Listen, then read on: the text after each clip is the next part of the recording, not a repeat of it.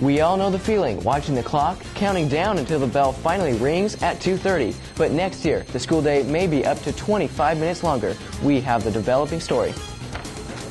No more star testing? Why in 2 years you won't be filling in any more of these bubbles. And do you know how to do that? We'll show you how a winning drumline does. All of that and more on TigerCast News on March 26, 2012.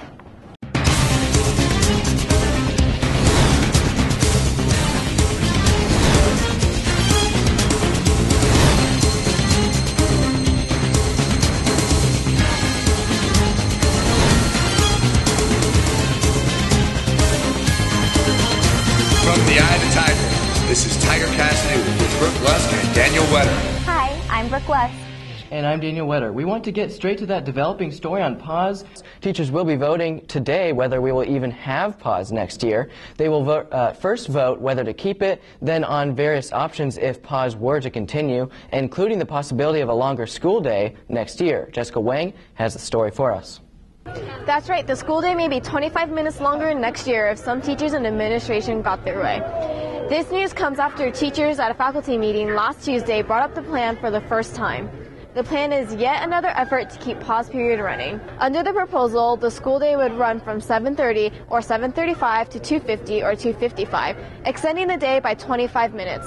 This added 25 minutes would restore classes to their original length of about 90 minutes and makes lunch 1 hour for those with C's and higher.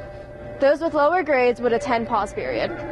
We voted last year, actually at the end of the year, to extend the PAWS intervention piece one more year with the understanding that we would re-vote. And so this is the time that we're supposed to be re-voting to see if we're going to have intervention again. When you listen to the man who talks about the importance of intervention, kind of the guru of the field, Meadows, he actually says it takes about 3 years for school to get a working intervention. This plan isn't coming without a lot of controversy. We've spoke with teachers who like the plan and others who weren't exactly liking the idea. But I think that ultimately to give kids time off, that's what they want most. I think the downside is, you know, it's going to be an adjustment for some students to be going a little later in the day, but really we're talking, you know, 25 minutes total of not more class time. It just means that their free time is now in the middle of the day as opposed to the end of the day. I struggle with it because I understand the workload it puts. I understand the frustration with the kinks and for students. But ultimately, if we make this work and work well, it would benefit Roseville High School students, you know, enrichment, intervention, every level. The plan will be going to a vote today. I'm Jessica Wayne, reporting for TigerCast News.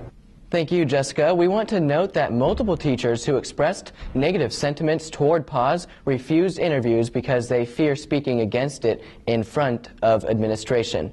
We're sure you have a lot to say about this as well, so we invite you to our Facebook page at facebook.com/Eye of the Tiger News for Tiger Talk. We'll read some of your comments on the next TigerCast. Speaking of Facebook, there's been little clarity when it comes to what you can and can't do on there as it pertains to school. We spoke to Assistant Principal Matt Pipitone, who told us why some things you post on Facebook can lead to disciplinary action. It's not something we monitor ourselves, but as issues come up and they're brought to us by students, because they'll say, you know, this kid's bothering me, they're posting this, that, and the other on Facebook, and now it's affecting me here at school, then we'll start to look at, okay, what's going on, what's the level of harassment or issue that's being created, and we'll investigate it and deal with it. And the students we talked to had differing opinions on the school's stance.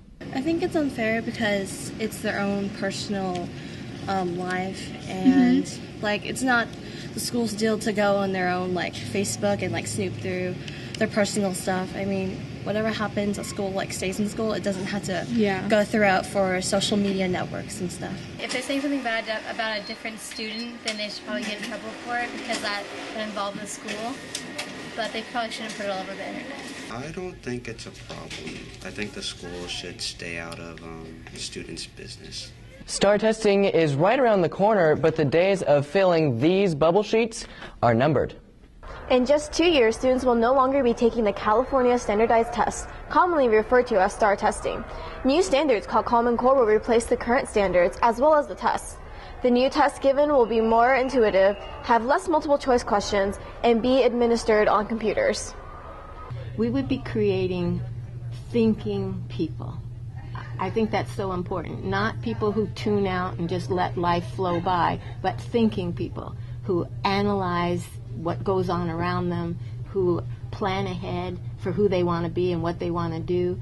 And I think that this kind of education creates thinking people. It should be interesting to see how this all plays out. It appears right now that the current freshmen, the class of 2015, would be the only students affected by this change, as this shouldn't take effect until the 2013-2014 school year, when they will be juniors.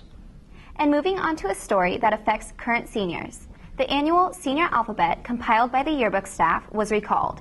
This comes after some of the controversial categories sparked editor Olivia Warnock to pull the page. There was a lot of conflict behind them. They were very controversial and they didn't really fit for the people. And then the people that had been nominated and were being voted on, they didn't fit the categories either. And so it didn't seem very fair to the people that were being known as this when it didn't make any sense for them, because it's just not right. Yearbook is replacing the page with a section showing where seniors are going after high school. They encourage seniors to submit their stories to Miss Cole.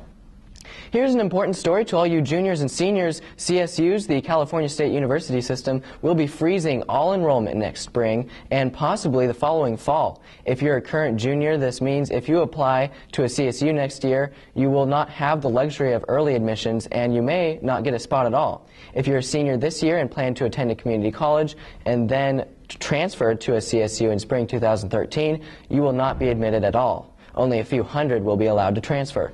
These measures have been taken by the state over uncertain budget prospects. Some relief may come this November when a tax measure will be voted on, which would help fill the budget gap. On to some lighter news. Roseville's drumline has recently been advancing in competitions. In fact, this is the first time in 10 years Roseville has even had a drumline. Our own Shayna Pallas got to see exactly how they do it. And here's Roseville High School's winning drumline team giving you a quick performance.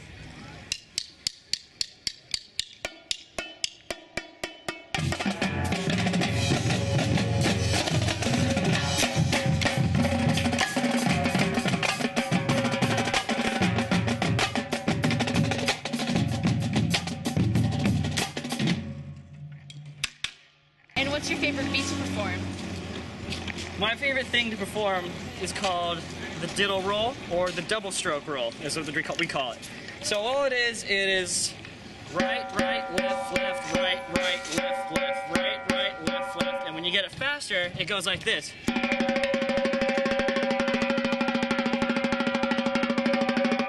And then when you play it correctly all around the drums, it'll look like this. That's how it's done. And I'm Shayna Pallas reporting for the Roseville High School TigerCast. Thanks, Shayna. That's all the time we have today. Don't forget you can get the latest sports from Mark Reese and Dalton Blazer at eyeofthetigernews.com/Tiger Highlights. Remember to check out our website, eyeofthetigernews.com, for the latest news and like us on Facebook. There, we will keep you up to date on future of PAWS. I'm Brooke Lesk. And I'm Daniel Wetter. See you next time.